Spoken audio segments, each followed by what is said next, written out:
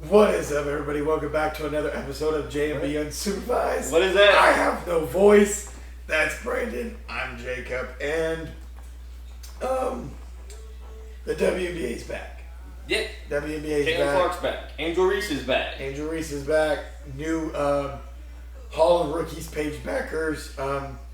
We're going to start with Paige Beckers. She had her WNBA debut. She had 10 points, 7 rebounds, 2 assists. In a loss, she did not shoot very well. Again, people harping about it. We all do remember Caitlin Clark's first game. She had 20 points. 10 turnovers. And 10 turnovers. It's going to take some time to adjust to the game. We're only 3 games into the WNBA season, and there's already, so much crap going on. Before we get into that, Paige Beckers has the second most viewership in WNBA history. Yep. At 639K. Number 1, Caitlin Clark at 2.1 million. That's a big amount of gap. That's a big guy. That's a big And guy. Caitlin Clark now owns the highest viewership overall totality. Well, her and her team, the Fever, with 2.7 million, topping out at 3.1 million views. Yeah. For the game against the Chicago Fire. Yeah. With isn't that where Angel Reese is? Chicago Sky. Tomato potato. Either way, Angel Reese and Clark was the highest viewed game at 2.7, topping out at 3.1. They will always have, when they play each other, they'll have. And unfortunately, with that viewership, it's great for Paige Beckers. Like, I'm glad that she's drawing interest outside of just Caitlin Clark being obviously. But like the sad thing is y'all gotta stop with any kind of race thing, like we've already said about Angel Reese and Caitlin Clark. And it's just unfortunate because those people, you need to grow the fuck up. You really do. Because if you like Caitlin Clark, well, you're a racist. If you like Angel Reese, you can't like both. You can't like both. So stupid. I like both. Angel Reese, she's a great rebounder. That's all she got going for her. And Caitlin Clark, she gives Steph Curry vibes, which everybody wants to tune in and watch. She's great for the WNBA. It's growing because of her. And, I wish Angel Reese was better. I wish Angel Reese, because people, you try to say, well, they're playing different positions. It don't matter. She could be a big that's dominant. Well, the blueprint for Angel Reese is out there. It's Asia Wilson. Well, but you would still be able to compete. You a dominant big versus a dominant guard in WNBA. That's showtime. That shit that people turn into C because you will have a 3s versus 2s. Well, you can make 2s a lot better than you can 3s. So that'd be great to watch, but she's not that level. Angel Reese needs to let the other shit go, and it's time to put your focus into the game.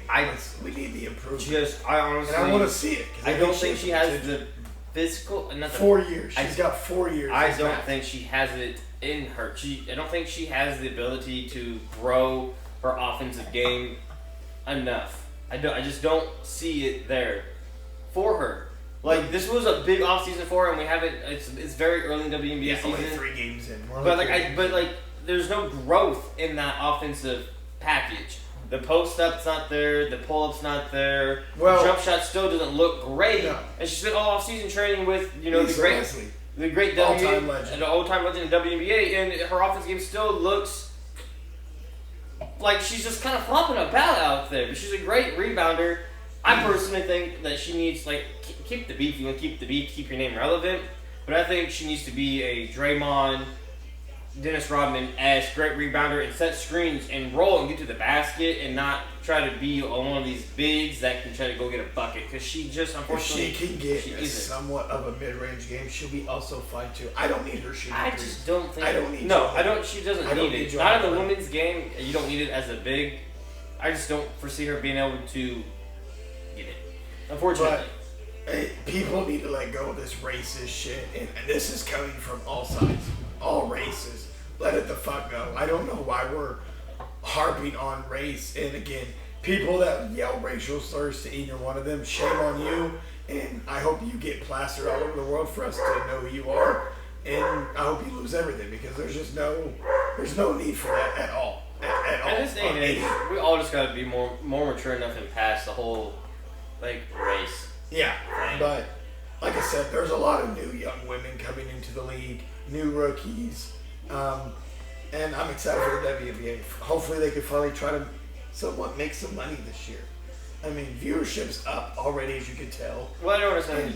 Up in it. Well, viewership's up, I don't necessarily think they're going to be making money yet this year, but it's a great sign that Paige Beckers is drawing viewership. Yes. That's another potential, and I'm quite see how our rookie season goes. Yes. And it's a great sign that she's getting viewership as well outside of Caitlin Clark. Yes.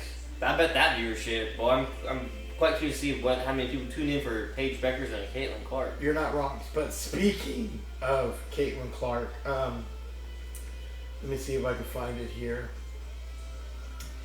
Caitlin Clark is already the leader in her second season, has already reached 3 triple-doubles, and it only took her 41 games.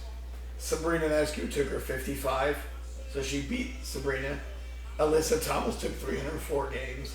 Candace Parker, 433. You know how great Candace Parker was. Yeah. Another record, Caitlin got. She now owns the record for the most 20 plus, and 11 assist games in NBA or WNBA history, which is insane. I'm like, damn, we're about to see Wilt in real time. It's crazy. It's very crazy what she's been able to do in such a short period of time. I mean, she's transcending the game. I mean, she's literally transcending the WNBA record book, viewership, fans, and how the game is played, and where what we expect to see from the WNBA players. It's gonna be. I'm all in front of our eyes. Yeah, something we get to see. It's like the first time, like when MJ hit the league, and the league adapted the rules so he could be better in the NBA. That's what we're getting to see now with Caitlin Clark. Yep. She's transcending the game, kind of how Curry did with 3 ball. She's transcending WNBA. And they're moving in the right direction, which is the good part. Well, as long as everybody gets on board with her. But I also the think a lot of people in the WNBA, the new fans and the OG fans, you got to get used to the game being covered now. We're talking about you women got to get used to now. You're in the limelight. We're watching you. What are you doing? Certain ones. So you guys gotta get used to that. So it's an adjustment period for everybody on all sides. But that's the WNBA. Like I said, we're only 3 games into the season. Got a long season still left to go. Really curious to see how these shape up. But kudos to the WNBA. Sticking on basketball, the NBA. When we last left off, we were talking about Game 7 between Denver and OKC, and it was not a great Game 7. Denver got blown off the floor. Aaron Gordon had a hamstring injury, but did play. Had a grade 2 strain, played. Joker said, "No, don't play." He toughed through it. Didn't matter. Thunder ended up taking it 125-93. It wasn't very much close. They asked Jokic, "What do we need?" He said, "I need more depth. I need more." And I'd be very curious to see what Denver does in the offseason. They did hire the interim head coach as their new head coach. They hired. You got it. They hired the Denver Nuggets hired interim head coach David Alderman as the next head coach. So fired the head coach 3, 5, 6 games, whatever it was for the playoffs, and sticking with the interim guy. I guess they like what they saw. Yeah. It was a decent, playoff run. I feel like if they would have kept Malone, they would have done about the same anyways. I don't know. I'm curious what to do with the GM, because I mean, like the owner fired GM and head coach. Yep. Right before the playoffs, pretty much. So I'm quite curious to see who they bring in as a GM there. And it's also be curious to see what they do with Christian Braun, who's reportedly going to be getting about $30 million per year. Roughly. Well, he's time to be paid, and I think their roster is going to be up for to shake up. And they asked Joker during the presser, "Can his team win a championship?" And he's like, "Well, we didn't. So clearly, we can't." Yeah. And somebody like Joker, and I think you agree with me, is not going to play into his late 30s, maybe mid 30s at best. And Joker's entering his prime. He averaged a triple-double.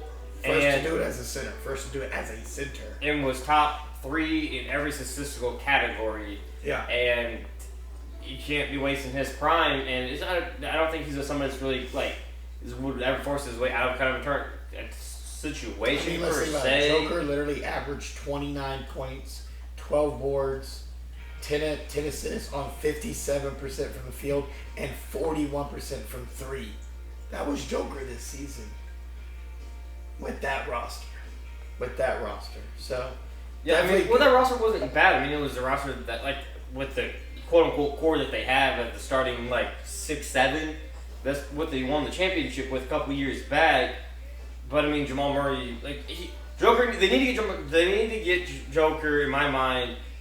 They got to move Porter Jr., and they got to get him. Honestly, I'm probably looking at moving Murray, too. If I can get myself, like, a potential all-star elite guard. That's what Joker needs. Somebody else that can go relieve him and go get a bucket and give him some space. Give him more shooting. That's consistent. If they can't make that move to go get an elite guard, they need to go get more shooting around him to spread the motherfucker. Yeah. Outside of Christian Braun, you don't really have a reliable shooter. Yeah. Michael Porter is like, he's shooting duds out there. It's unfortunate. But, obviously, OKC moved on to the Western Conference Finals. I want to speak before we get to the Eastern and Western Conference Finals. The Celtics and the excuses now that have come out. Jaylen Brown came out that he had a partially torn meniscus in his knee. And, you know, people are like, oh no, like the Knicks beat this crippled Celtics team. I'm like, not really. No. Like, not really. Like, you were down 3-1. Then Tatum went out.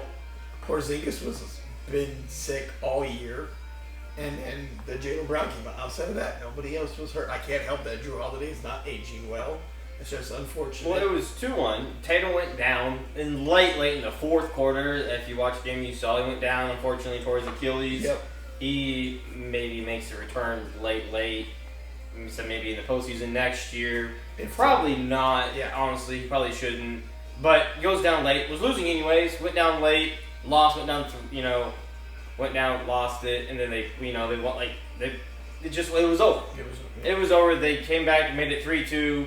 And then went back home. And they got rallied. And then went back home and the Knicks took care of business. 119-81. Like, you lost Tatum late. You were down 3-1. Made it 3-2. Went back home. And it was wrapped. It was barbecue chicken. It was over.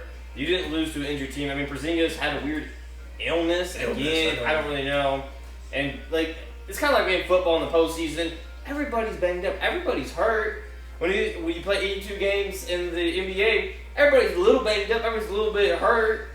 Like, that's a lame excuse. And I know what you're trying to aim at. Paul Pierce came out and said, I'm also talking about what Aaron Gordon said. Remember about wanting more rest? More rest. It would really, really appreciate if there were a couple of days in between games in the playoff instead of every other day. The product of the game would be a lot better.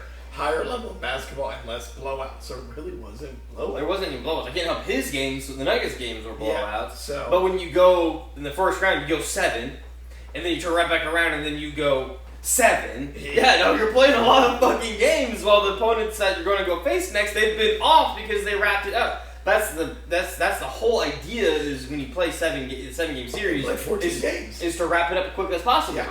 And then when you play 14 games, and then you have like the T-Wolves who wrapped it up in 5 against the Lakers, and then they wrapped it up in 5 against the Warriors. Yeah, that team well rested. Yeah. That's the whole point is to win as quickly as possible in 4, so you don't have to play as many games.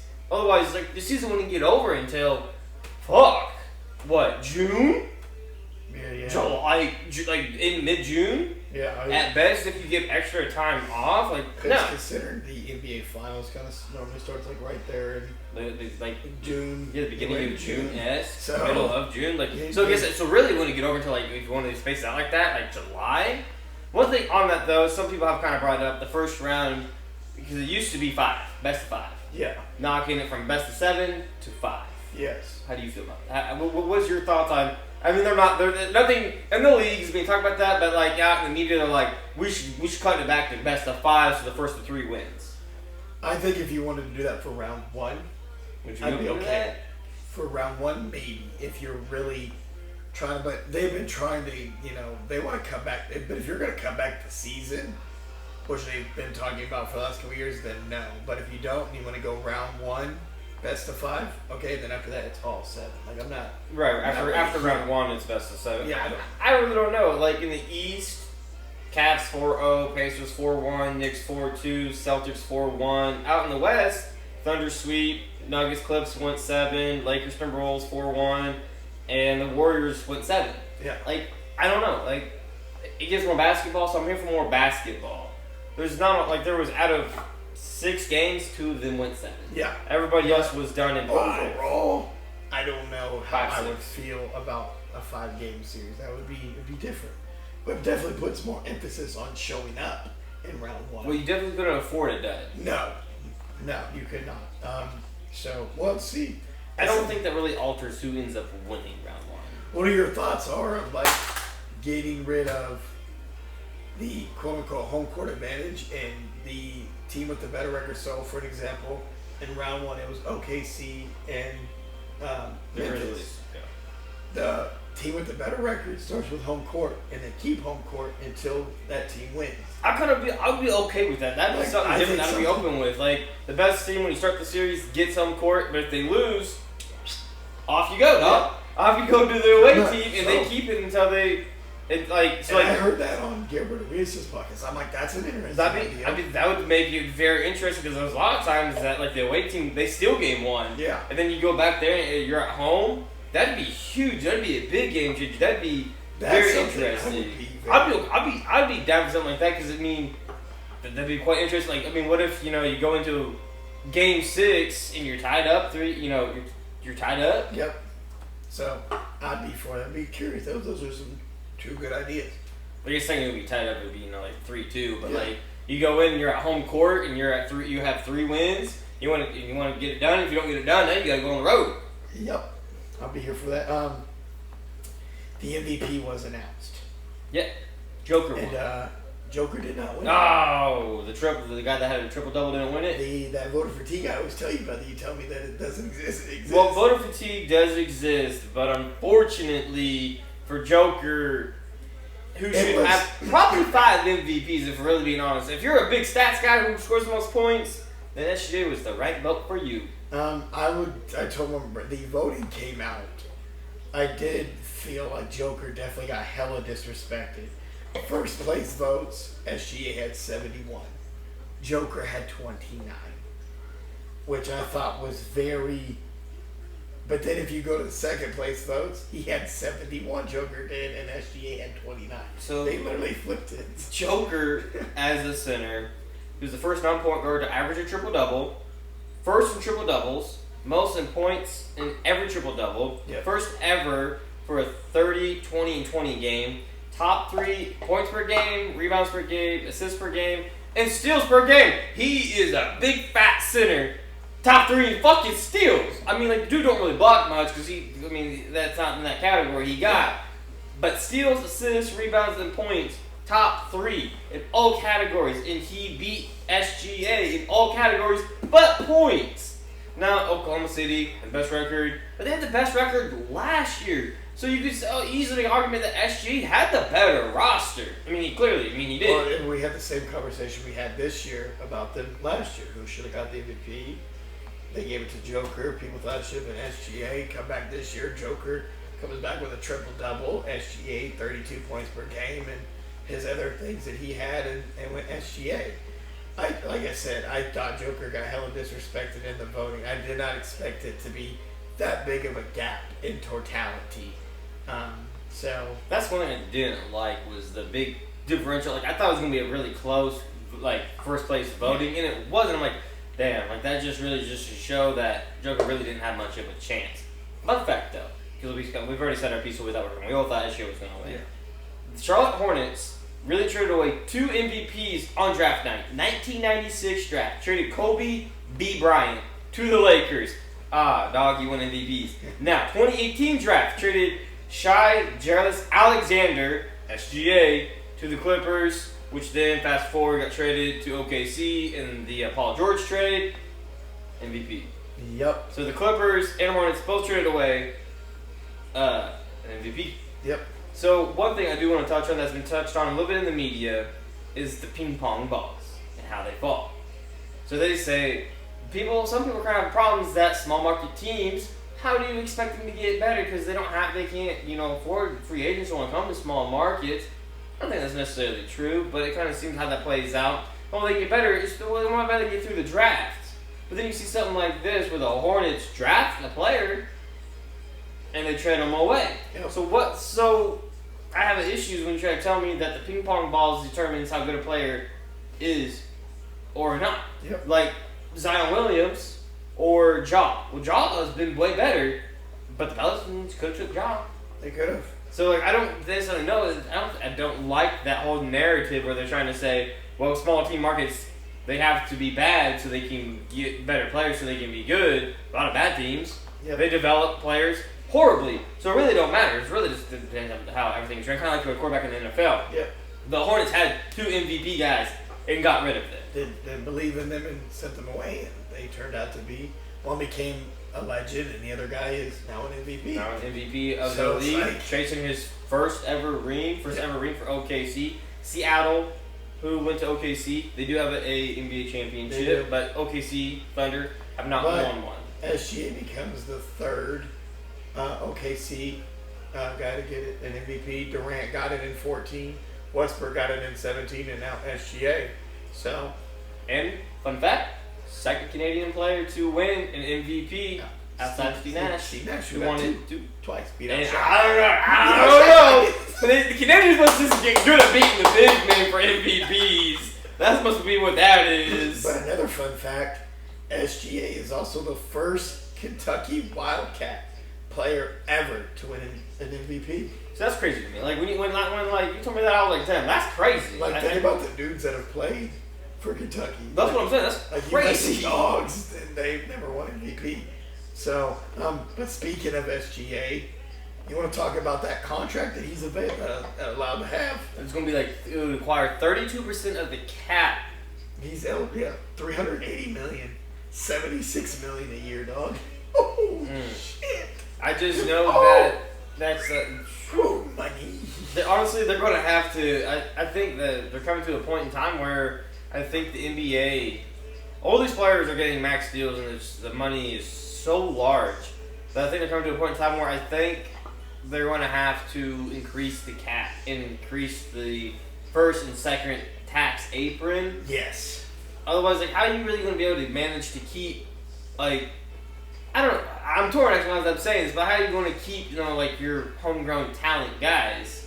Like, I mean, OKC pays him, like I said, it's 32% of their salary cap.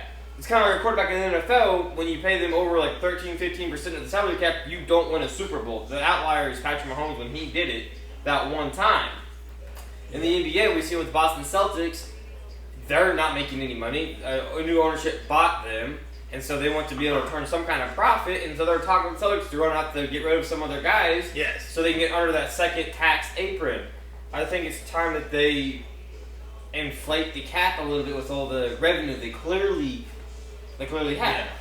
Because, I mean, I also think, too, we've gotten to a point in the NBA where guys are also getting paid like you're that dude, and you're really just not that dude. Like you said, like, are we finally out of that era of that player that just, those players, like the Durants, the LeBrons, like, are we ever going to see those type of players ever again? Like the guys that came in and dominated that you depended on. Now it's like, I need everybody. Like, You have to have, like, I need everybody I need like two guys with me to kind of like show up to be able to win a series. I think that's kind of where we're at in this current stage in the NBA, and I don't think it has nothing to do with necessarily like the salary cap. No, I'm not talking about I'm talking about how people are getting paid. Yeah, people are getting paid. Like, Christian Braun doesn't deserve to get paid almost like $30 million a year. Like, he's just not that kind of guy. Like, Austin Reeves is about to get paid like that, but like you don't. Yeah. But like, again, like same way in the NFL, a quarterback's getting like $60 million, and like Trevor Lawrence getting like 55. Yeah, dog, you should be a backup somewhere out of the league. Like, you shouldn't. Like, you don't like Brock Purdy's deal. I mean, $52, $53 million a year, that's not horrible. Which we'll get to, yes. But like quarterbacks are getting paid a tremendous amount of money. So the cap's going up in the NFL, and I guess the cap has to be going up in the NBA for not really star guys getting paid like stars from 10 years ago. Yeah. So, I mean, I guess inflation is clearly inflation is inflation, but so are super teams dead? Yeah. They have, like, with the new CBA. When's the last time we saw a super team? I would have to say Golden State. Kevin Durant was the last, like, legit. No, I think the Nets. Kyrie, KD, James Harden. Oh yeah, I mean you could. I mean they didn't do nothing, but they were a super They team. were a super team that. Just But like didn't- the last effective super team, I think was probably the Warriors. The Warriors, yeah, and I don't think we'll see that again. Like because of the way that they structured the CBA, and again, guys got to be willing to take lessons. Some guys are not the ones. So you think the CBA was how they structured the CBA was to stop super teams? Yeah, Really? yeah. They didn't want to move on. Do you think Giannis gets? Do you think I think Giannis this offseason is going to create a super team. Yeah, no, he's definitely. So a super team has to be 3 stars. Yeah. So where do you think he ends up landing? Has to be the star. Like, the Mavericks is obvious. Kyrie, Mavericks AD, are obvious. I think Golden State is very obvious. but they don't have. I guess Jimmy. I have to put Jimmy in. I mean, that. Jimmy's I a don't star. like to. Well, Jimmy's a star. So- No one's saying he's an elite star, but he's a star. Curry. So And okay. then I think San Antonio's also think that they would bring somebody else with Giannis that would create that with Victor in him. Like Well, a you Kevin would have Durant. Giannis, Victor, and Fox. Fox isn't a star. I don't think Fox is an all-star. He's not a superstar. He's not there yet. He's I feel like if you bring Giannis, but yeah, I mean technically it would. I be- feel like it would Fox, be- Giannis, and Victor. That's a super team. But I think that's really about it. Miami doesn't create a super team. No, and they Bam doesn't create nothing with him and Hero. They would have to give up Bam probably in it. And then so, LA, oh man, that would be the Lakers is what I mean. yeah. I mean the Clippers technically, Kawhi, Clippers. James Harden, and Yeah. them so technically. So I guess there any are LA some- team, There are some scenarios where technically any California team, because so I don't know. I guess I think we'll have a super team coming in the next season. yeah, potentially yes. See, Cooper Flag clears. Cooper, I'm quite curious what Cooper Flag ends up playing. Yeah. Well, it's also funny you speak of Cooper Flag. There's been rumbles and talks that the Mavs could actually draft Ace Bailey over Cooper Flag because Ace Bailey's potential. Let's go. That's what I'm saying. Let's Could you go. imagine? Fucking dude, fire that guy, dog. Oh my god. I'm so sorry for the Mavs. I don't like the Mavs organization. Good fuck. Could you imagine Cooper Flag goes second overall to San Antonio? I just know the dude's getting assassinated, dog. I'm not I'm not saying nothing. I said that very lightly under my breath, but he's gonna need security. He's gonna need tight security if he keeps the number 1 pick and you don't draft Cooper Flag. You're gonna need some tight ass security. So, speaking of Cooper Flag, what are your thoughts on people diminishing Cooper Flag? Like people you see people here talking about, I don't see that it thing with Cooper Flag, and I'm like, I don't know. So what? He's not. He's elite. We're in that day and age where everybody has a voice that shouldn't have a voice, and I think there's certain people that just say stuff just for clickbait. Anybody that says Cooper Flag isn't a I think people also forget his potential. first year in college technically was supposed to be his senior year in right, high school. but he still was the dominated best going player in. in college Yeah. when he should have been a senior. Somebody saying that he's not your clickbait, and when you hear anybody saying that, remove them off your shit. Don't listen to them because they're clearly just there for clickbait. They don't care to actually give you good information. I'm not here to give clickbait. I'm here to give honest opinions Did and you facts.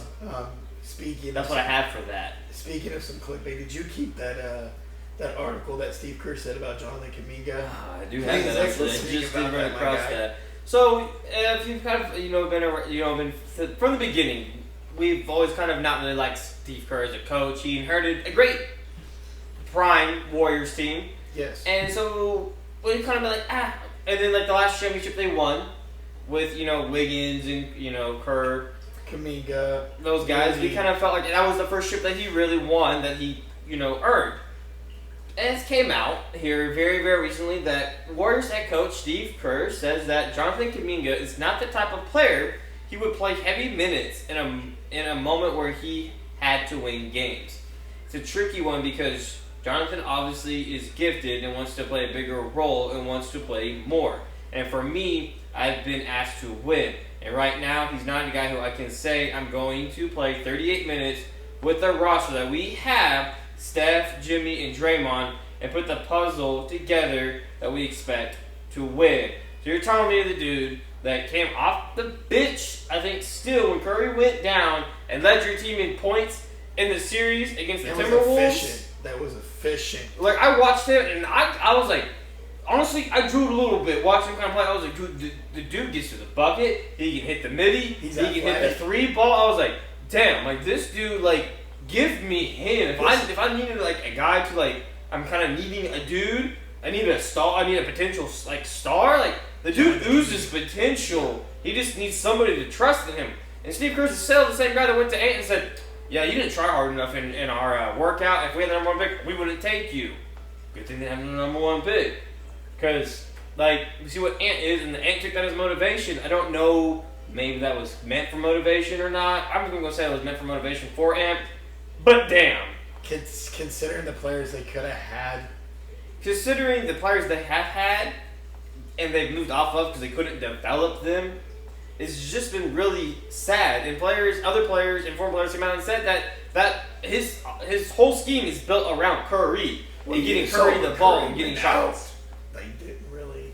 Well, then the people came in and they like Dwayne Wade came out and kind of dogged Jimmy, taking like 9 shots, not looking to score, looking maybe just a little disinterested, maybe a little bit. But Jimmy's really never been a guy that can really necessarily go get a bucket. He's more of a second piece. He's not the Jimmy of the Heat from about 5 years ago. Now. About 3 years ago now, when they made that run in the bubble, and then that the run from 2 years ago. Like he went against Joker, and it just it didn't matter. Like Jimmy's really not that guy. And when you go against the Timberwolves with that defense, they took him away. Like when we just put up bad shots, I don't know if that was a little unfair shot, but I kind of get what he's saying. It's always been mine.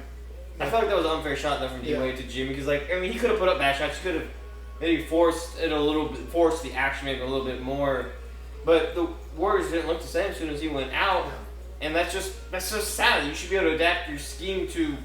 But that also comes back to I just don't think Steve Kerr's a really great actual head coach. Unfortunately he's going to go down as one of the elite head coaches because he has four rings as a coach, a couple as a player. So obviously the Olympics head coach as well, and all that he had Curry, Bron, and KD. So but good thing he didn't play Tatum though. He did. So he got that part right. He got that part. Now let's go ahead and get to these game ones from the Eastern and Western Conference Finals. We're going to start with the OKC Minnesota game. Game 1 was 114-88. OKC took that game. Let's talk about foul baiting. What's your thoughts on the foul baiting narrative that's going around? I mean, we literally watched. If you compare SGA's fouls to what we saw last night in Game 1 for Jalen Brunson, they were quite similar. Quite very, I don't know. I see a lot of flopping when it comes to SGA, and I feel like the refs they give it to him though. And there's also been games in this playoffs where SGA has struggled because he's kind of flopped about and put up the shot, no call, and he's like, where's wanting the call because he's been kind of used to this year getting that kind of like that contact and that call and really wasn't there. And I don't really know what a foul is or isn't when somebody's driving to the basket. Like you're driving and then you bump into me and you fade away and I'm just kind of standing there and the whistle blows. I didn't do anything. Like I'm not supposed to stop you. Yeah. We saw that in the Knicks Pacers Game 1 last night. Like Jalen Brunson literally just kept dribbling into the guy, and then finally got the foul call. I'm like, am I not supposed to play defense? I think I don't know what a foul is. But then you see people smacking the shit at each other for rebounds. We saw Naismith dunk the ball and get smacked twice and no call in overtime. Obi Toppin dunked the ball and literally got smacked twice and no call. So I don't really. So based off I guess like your star powers when you get calls, but I have a feeling that SGA in Game 2 is not going to get such a favorable whistle. Team Wolves were very adamant about a lot of the foul calls, especially the one where he kept on air. Definitely no. When he pretty much dropped the guy and then flopped away and then got the end one. Yeah, no. But Game 3 is really where I think SGA is going to struggle because I don't think he's going to get that whistle. Yeah. Because they will. No, I think Game 2 is going to be a little less. But there's going to be some crucial moments where I think he's going to get the foul call where it shouldn't be one. And then they're going to, the head coach, Ant, Randall, someone's going to get fined. And the refs are going to swallow the whistle. Because that's how the playoffs work. It's different if you're like a brute, like you're just overly bigger than everybody. That's kind of like LeBron. LeBron always gets fouled when he goes to the rim. Yeah. And they never give him the call. So when he looks, flamboyant, this is because I got to sell it. SGA is maybe 200 pounds dripping wet. Like, you don't got to sell it. But they just kind of flopped. But game one for the Timberwolves was tough. I mean, some of their key guys. I mean, Alexander Walker, 3 of 11. Valentino, 3 of 14. Naz Reid was 1 of 11.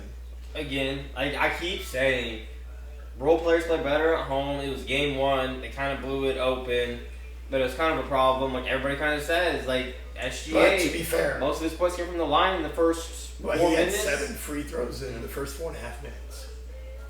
I mean, SGA finished with 14 free throws in that game one.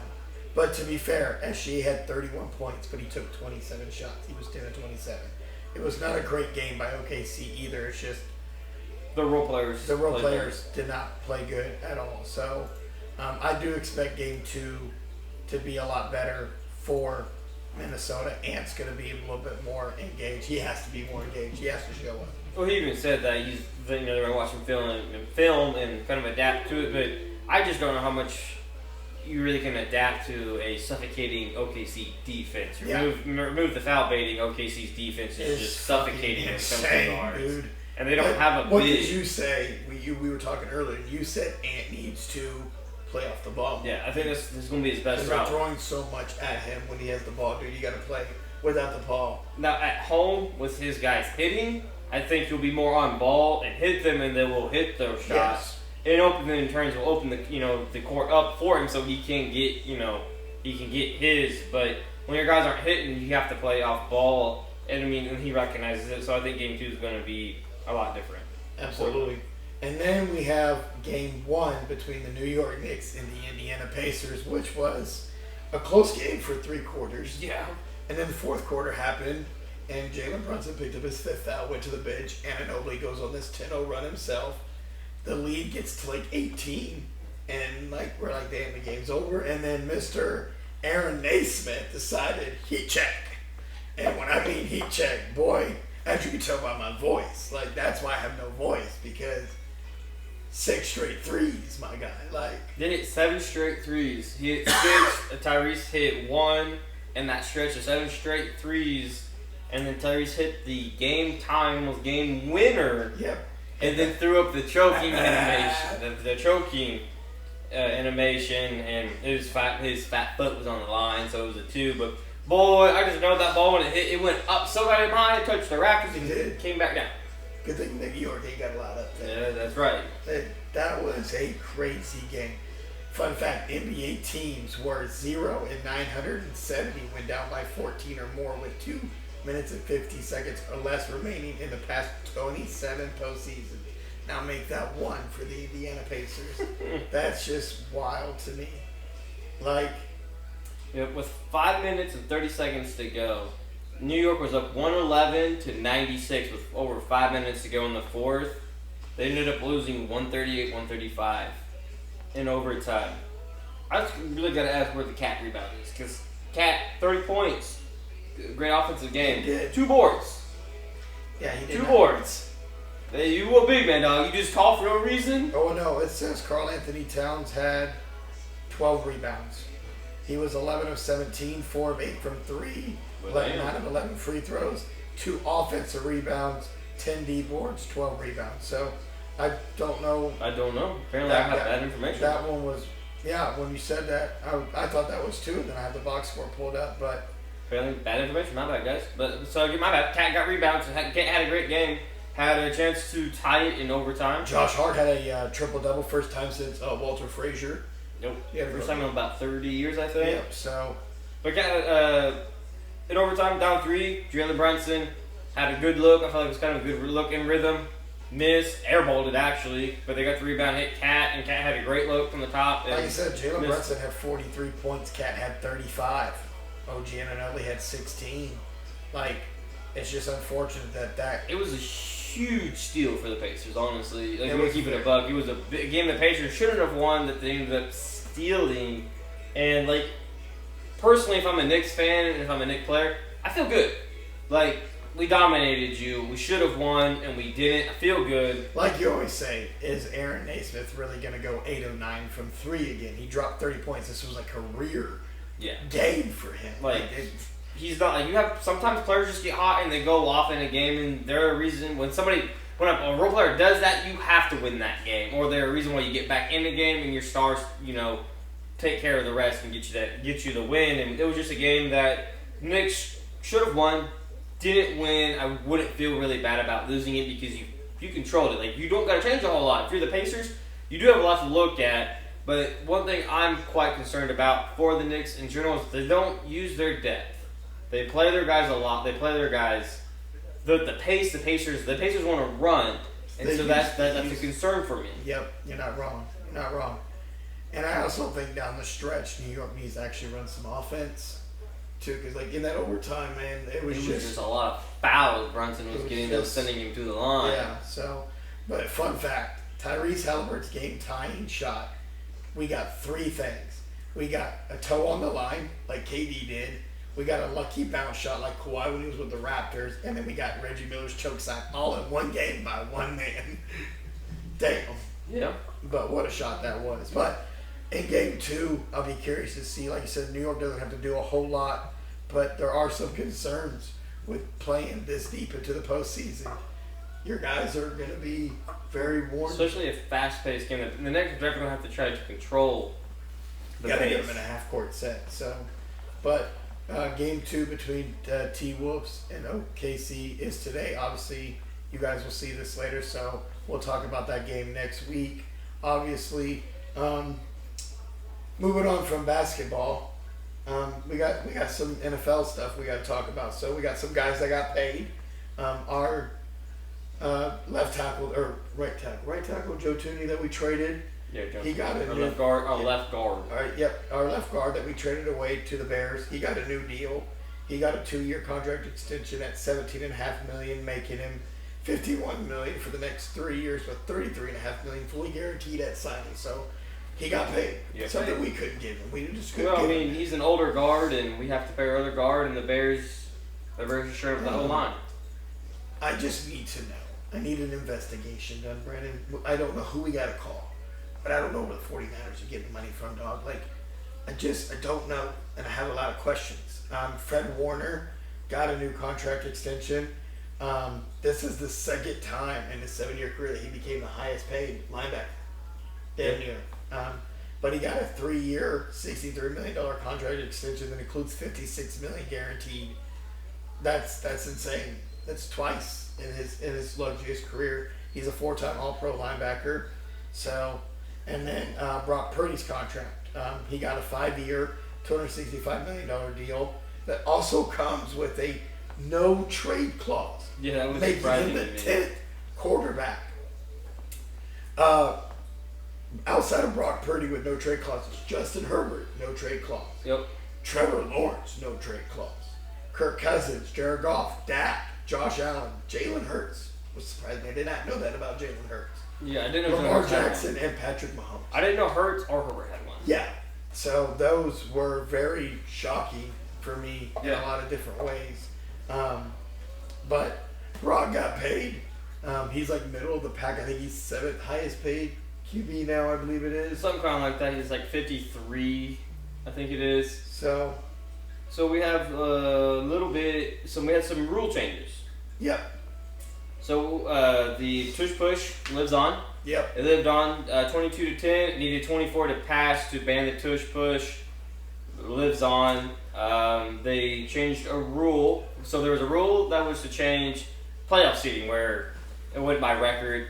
Yep. And if you won your conference, it didn't matter. You made the playoffs guaranteed, but you didn't get a home field if somebody had that didn't win their conference, had a record, you didn't get a home. They topped you. They pulled it. The Vikings, they pulled it.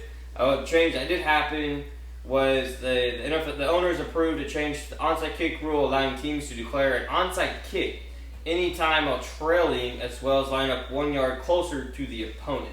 I like that. So you, instead of being, I think it was The fourth quarter. Well, so it was just the fourth quarter. If Yeah. you were losing, you could declare an onside kick. Now, any point of the game, if you're a trailing team, you got to say I'm doing an onside kick because of how the kickoff format is. Yep. So I'm okay with that because, you know, why not? What if I want to do an onside kick in the second quarter? Yep. So I'm cool with that. I mean that rule made sense. The teams that opposed the tush push Jets, Ravens, Eagles, Patriots, Lions, Bears, Saints, Jags, Titans, Dolphins. Only team the Eagles play that opposed it, that were opposed of getting rid of it, was the Lions. Yep. I just shout out to the San Francisco 49ers owner for telling the Eagles owner to shut the fuck up. Shout out to him. Yeah, apparently he was about on like an hour-long speech, and he was like, "What more do you have to say?" Like, and another great thing, I don't know, the owners approved where NFL players, one player from every team can participate or try out. There'll be tryouts for the 2028 flag football Olympics. Yep. So some of the things we have is in this rule is permitting players under the NFL player contract to try out for the flag football team participating in 2028 Olympics. Yep. Limiting NFL players' participation to no more than one player from each roster, Absolutely. for each club, for each team participating in the Olympics. So, like as I said, providing appropriate injury protection and salary cap credit for any NFL player who's injured while authorized to participate in flag football activities related to the Olympics. So pretty much, you get hurt, you're still going to get your money, but you're not going to count against the cap, is what it sounds like. So I'm here for that as well. So protect the players. One other thing that happened before we get more into the flag football stuff, the NFL is introducing a new yearly award to recognize the league's best offensive lineman. It is naming it the Protector of the Year. I'm here for that. They guys have been advocating for this for the last couple of years, especially Dawkins from the Buffalo Bills. Yes, it's going to be pretty much a kind of a panel, include a number of former O-line greats. NFL executive Troy Vincent gives credit to the Bills tackle Diane Dawkins, a former All-Pro tackle Andrew Whitworth for pushing this idea. I'm here for it. Honestly, the fact that there hasn't been an award for an O-lineman, kind of sad. Like, I mean, you have the DP, you get the DP awards, you get so much offensive player awards for skill guys, and there was nothing for the best O-line. Shout out to the O-lineman finally getting some love, man. Giving us some love. I'm quite curious to see who's the first one. I'm really curious to see. So, before we get there, the notable contract rankings for the 49ers. Brock is 7th highest paid quarterback at $53 million. McCaffrey, 2nd highest paid running back at 19. Kittle, highest paid tight end at 19.1. Brandon Ayuk is 7th highest paid wide receiver. Their fullback is the 3rd highest paid fullback, which there really isn't fullbacks. Trent Williams is the 3rd highest paid O-lineman. Nick Bosa is the 4th highest paid DN. And Fred Warner is the highest paid linebacker. Good fucking God. Honestly, I need that banking from some people think the Niners are going to have a down year. Their schedule says otherwise. Like, I think they're going to be quite fine this year. In other news, too, thoughts and prayers go out to the Indianapolis Colts. Yeah, Jim Irsay, he passed away yesterday. At the age of 65. So thoughts and prayers go out to the family and everybody down there in Indianapolis. But before we get to this fun little bit we have for you guys, as we know, the Bengals love to pay their guys on offense, but not so much defense. The Hendrickson, the sack leader this year, he's making about $60 million this year. He said, "I ain't planning on this. You got to pay me." Apparently, the last most current offer was about $28 a year. He said no, and honestly, that'd make him like 7th to 8th highest paid edge rusher. Dude, I just was pretty much had like 18 sacks back-to-back years, something kind of like that. Yeah, pretty much. No, I'm not planning on 28. I'm looking to get paid in like. And I understand where I don't foresee them paying him, and at some point this is going to have to get resolved via trade or paying him.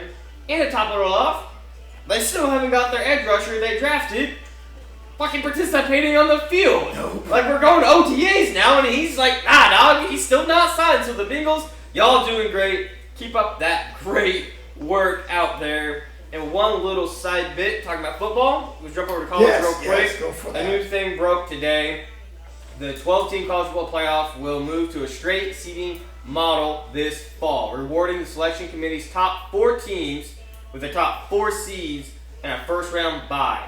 So last year was the first year of 12 teams.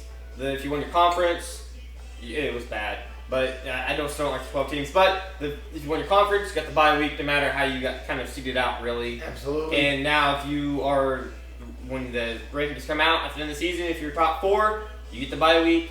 be damned with your conference, but obviously you win your conference, you still get. Yep. You'd be ranked 20th, but you win your conference, you still get an automatic bid. Yep. Which still makes the most sense. Absolutely. So, Brandon wanted to have a little bit of fun here, so. I did.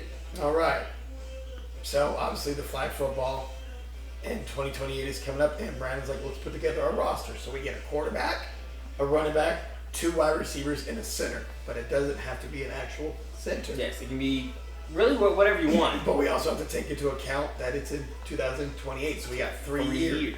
So, we got to think about that when we're picking our plays. All right. So, you can go however you want. okay. But I'll let you go first. You'll pick once. I'll pick twice. Okay. And then, you go one. We'll just back and so forth. you're giving me the first pick. I'll take the first pick. I'm taking Justin Jefferson with my first wide receiver.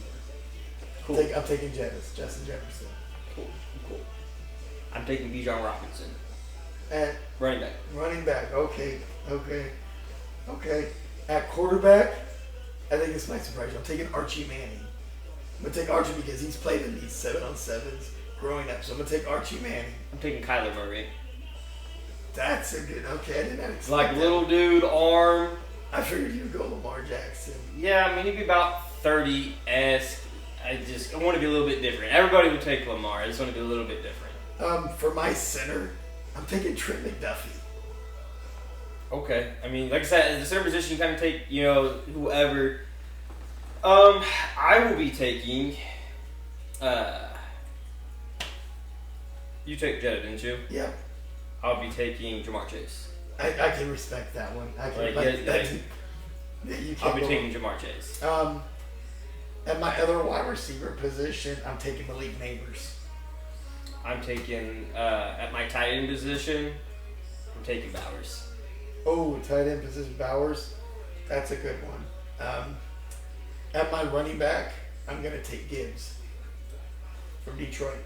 I'm taking. I gotta get Kansas City in there. I wanted Mahomes, but I gotta take Worthy. God, I have that speed. Xavier Worthy.